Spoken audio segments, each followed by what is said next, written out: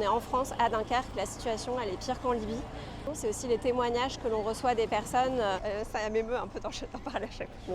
C'est ça la France, ils vivent dehors, quoi. Il n'y a pas de toilette, il n'y a pas de toit. Alors M. Retailleau devrait peut-être venir ici. Vous devriez l'emmener avec vous. Alors, elles sont logées. On est venu constater ce qu'il se passe ici avec plusieurs collègues députés, presque 1500 migrants juste ici à Grande-Synthe. Tout repose sur le secteur associatif pour avoir accès à l'eau, pour avoir accès à de la nourriture, à des soins de première nécessité. Il n'y a que quelques robinets, il n'y a pas d'accès à des douches, il n'y a pas de toilettes. Il y a 1500 personnes qui survivent dans des conditions complètement indignes. Tous les jours, les forces de l'ordre viennent ici sur ordre du ministre de l'Intérieur pour démonter les tentes, placer des barbelés, des plots en béton pour empêcher les gens de se réinstaller.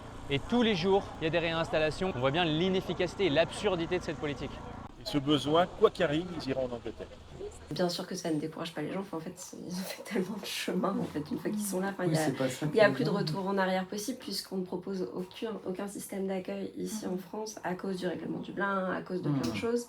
La solution, elle est simple. On améliore les conditions d'accueil et d'intégration des étrangers en France. C'est la seule solution rationnelle. Vous êtes invité, monsieur le ministre, à venir ici et à vous rendre compte des conditions de vie dans lesquelles on plonge des milliers de migrants en France avec votre politique.